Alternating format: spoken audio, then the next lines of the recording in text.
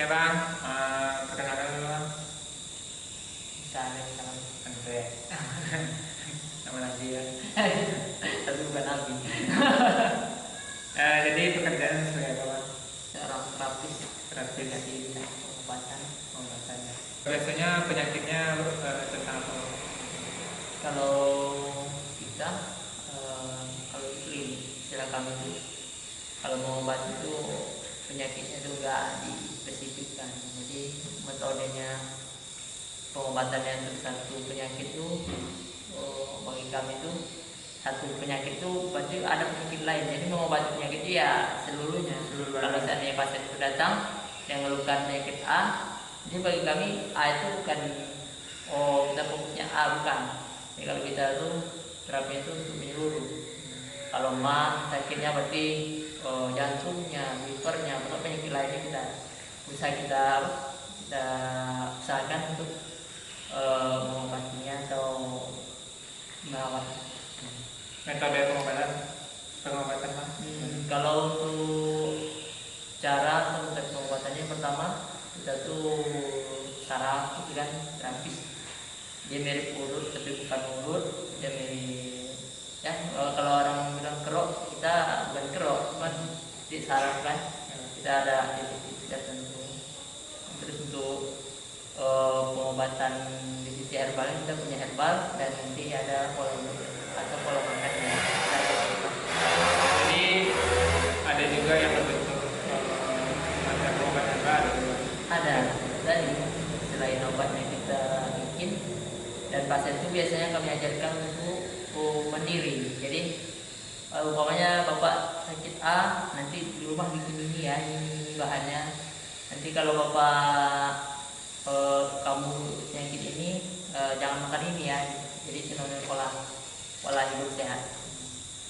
Selama bang melakukan pengobatan, yang paling banyak penyakit yang ditemui itu apa? Tergantung daerah. Jadi kalau seandainya terapinya ke daerah perkotaan, ya contohnya untuk pengalaman tahun 2020-2021 tuh sering di Riau kan, kota ya Baru, Pinang, Tiduri. Ya. Jadi itu penyakitnya tuh lebih kepada terus jantung, kanker, terus yang dominannya ya. Kayak kalau pejabat ya penyakit mungkin diabetes gitu kan, atau kayak pekerja kerasnya orang seperti itu penyakitnya mungkin paru-paru. Nah, jadi setiap daerah tuh punya ciri khas masing-masing. Dipengaruhi oleh lingkungan. Nah, lingkungannya kayak di pertambangan contohnya, kayak di daerah sini kan pertambangan, jadi kan ya penyakitnya tuh kayak kanker banyak. Ada juga kan. Ya. Dalam pikiran dulu tuh yang banyak kanker tuh mungkin di kota gitu kan, karena pola makan, cara berpikir masyarakat di kota. Tahunya di kampung juga. Ada yang kanker juga bang? Banyak. Banyak juga. Dan perawatannya kalau untuk di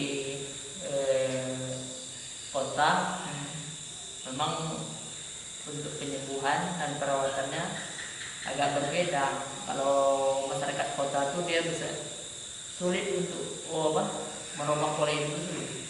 Merubah pola hidup. Nah, contoh bapak nanti jangan makan di luar ya, nanti makannya di rumah aja.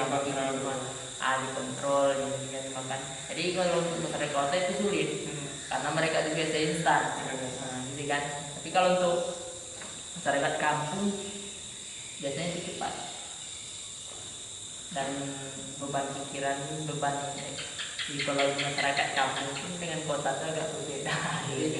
Itulah setiap daerah itu berbeda kalau untuk sakit, dan cara kita menyampaikannya pun berbeda. Cara kota menyampaikannya ini, cara kampung harus begini. Kalau untuk penyembuhan sendiri itu biasanya lebih bekerja cepat ke orang kampung atau ke orang kota? Itu kalau dari cepat pengaruhnya terapis atau obat kepada pasien itu tergantung jiwa pasiennya. Contohnya gini, ada kalau dalam istilah kami itu namanya psikologi psikologi pasien itu dipengaruhi oleh orang lingkungan ya. Contoh, kalau seorang sakit kanker, di pengalaman kami pribadi, orang tua itu kan, orang tua akan lebih cepat sembuhnya kalau yang merawat anaknya. Atau seorang anak yang sakit parah sekalipun, tapi kalau yang lingkungan itu kerjasama dalam merawatnya, cepat kesembuhannya. Jadi kalau pasien tersebut dibebani pikir, aku nggak disembuhkan lagi, aku ditinggalkan lagi. Jadi itu yang membuat pasien tersebut lama penyembuhannya. Jadi kalau di dalam Al-Quran memang untuk psikologi itu bagi yang merawat diajarkan juga. Justru lebih dianjurkan kepada anggota keluarganya untuk merawat, sehingga psikologis pasien itu baik dan diikuti oleh ibunya. Biasanya dari awal pasien, maksudnya dari pertama kali dirawat sampai sembuh itu rata-rata berapa kali terapi ya? Wah, kalau itu kembali lagi ke tadi. Contohnya gini, ada seorang pasien sakit stroke lah umpamanya kan, sakit stroke, sakitnya sama, gejala awalnya sama, terus banyak lagi kesamaannya, cuman kok beda penyembuhannya. Yang ini mungkin 1 kali terapi udah ada perubahan, gitu kan, sejalan kayak kemarin yang ini, sejalan, gitu kan. Terus ada lagi yang penyakitnya sama juga, tapi kok udah 5 kali terapi perubahannya kok sedikit. Jadi sebenarnya bukan obatnya yang salah, ada kok cara pengobatannya yang kurang mumpuni, tapi kembali ke pasiennya. Karena kalau istilah Ibnu Sina ya, tokoh kesehatan Islam itu apa katanya, kepanikan itu awal dari penyakit dan kesabaran itu awal kesembuhan, kan? Kalau kita sakit, panik, awalnya sakit 50% jadi 100%. Tapi kalau kita sabar, awalnya mungkin kita tuh stroke kan, sebenarnya tangan doang, gitu kan? Kita sabar, kita latih, terus berobat, dan yang kesabaran tadi itu akan cepat. Karena dia udah sabar duluan. Jadi ya. Contoh kata-kata Ibnu Sina itu tercermin jelas dengan kejadian COVID kemarin. Iya, betul. COVID itu kan itu. Dari kepanikan dan kesabaran kita akhirnya alhamdulillah udah mulai. Kalau untuk pasien pengobatan sendiri, abang pilih jenis mana enggak? Khusus laki-laki atau ada yang perempuan? Kalau laki-laki ada, kalau perempuan dia ada didampingi. Ada mahramnya kan? Atau kita sendiri kayak istri kan, jadi kita yang tadi. Jadi nggak asal-asal. Kalau kami ke sana perginya, kalau disampaikan ibu penyakitnya bla bla bla bla bla, ini bahaya, ini nanti kalau nggak diobati ini itu tambah pasien dulu. Kalau bahkan kita dianjurkan ada penyakit yang kita tuh memang berbohong. Maksud berbohongnya gini, demi kebaikan. Contohnya ada seorang pasien datang, gitu kan, mengeluhkan sakitnya ini.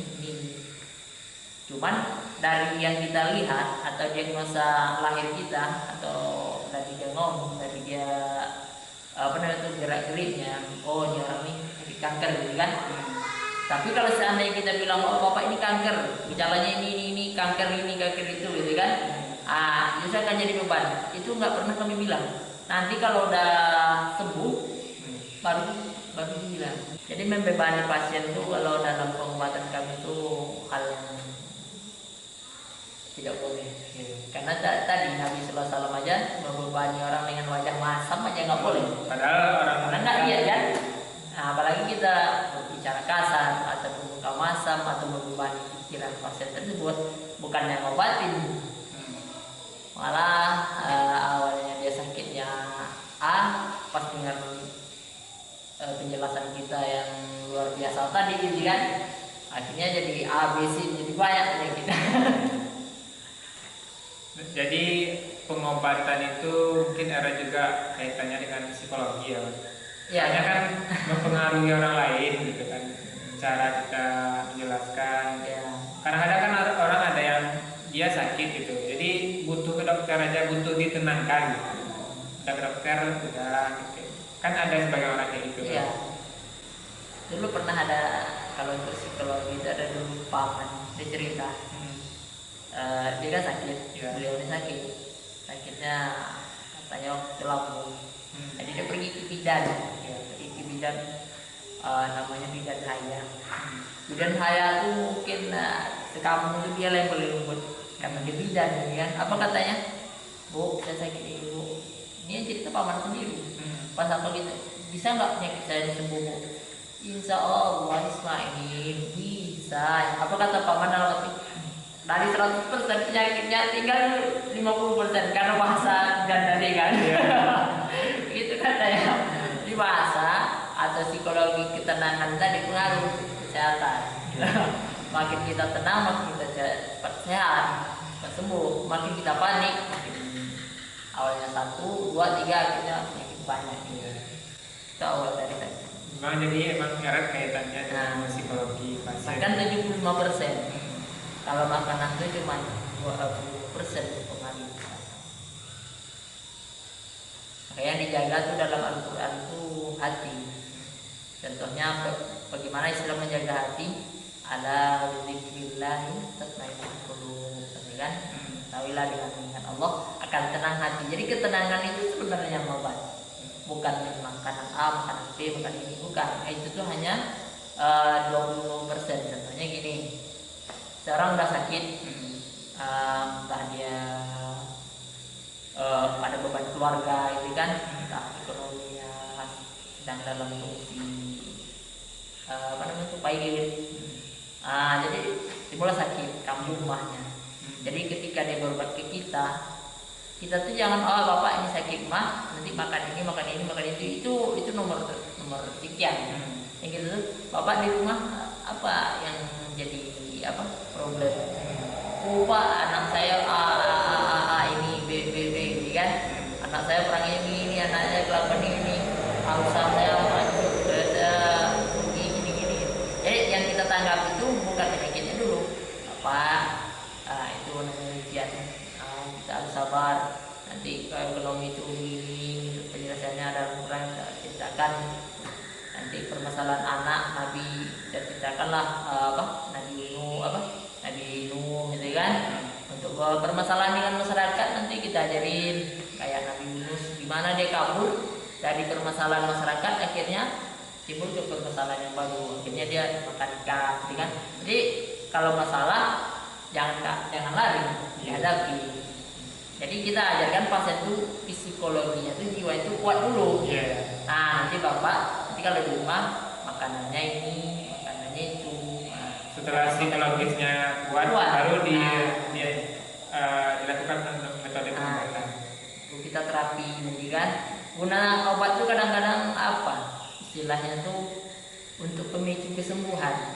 Selain obat makanan untuk pemicu sakit, contohnya ada seorang pasien mengatakan begini, waduh saya makan ini nggak ada sakit gitu kan, karena makan ini sakit. Jadi sebenarnya permasalahan bukan pada makanan ya, pada jiwanya kan.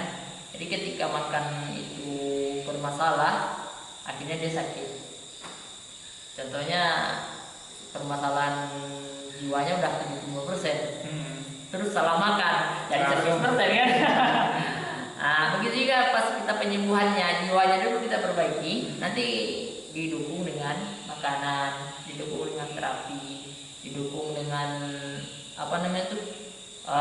apa yang bisa membuat dia termotivasi. Contohnya pekerjaannya, bapak dulu pekerjaannya, saya dulu waktu sehat saya bikin kan, suka bikin bakso keamanan, nanti mudah-mudahan kesehatan bakso lagi gitu kan.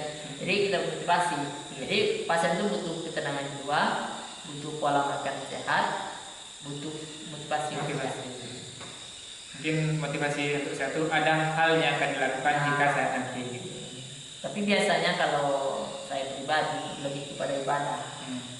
Kalau untuk motivasi itu, karena itu, kalau dengan ibadah, kalau Nabi Ayub kan, Nabi yang contohkan sakit dalam Quran itu kan Nabi Ayub. Jadi Nabi Ayub itu ketika beliau sakit, beliau itu nggak minta sehat. Waktu sakit itu beliau nggak minta sehat.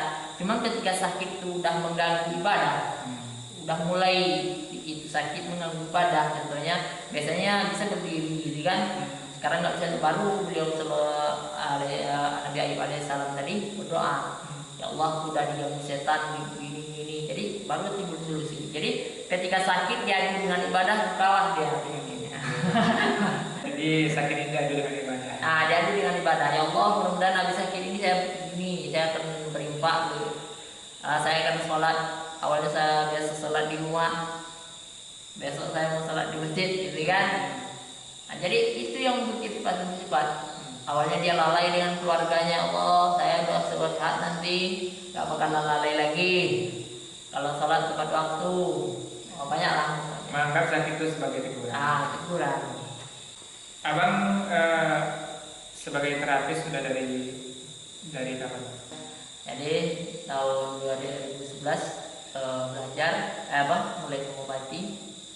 Terus berapa tuh? 2011, sekarang 2012, sudah 11 tahun. Tahun waktu itu pertama belajar itu umur baru 16 tahun. Ya, motivasinya itu. Terus untuk orang tua, orang tua kan waktu itu sakit-sakitan, kita juga sempat mengobati. Iya, itu memang kalau bagi guru sendiri, setelah pandai itu yang diterapkan pertama kali itu bukan orang lain, orang tua dulu, saudara, kan, yang terdekat dulu. Nanti baru ke masyarakat. Udah kemana aja mengobati?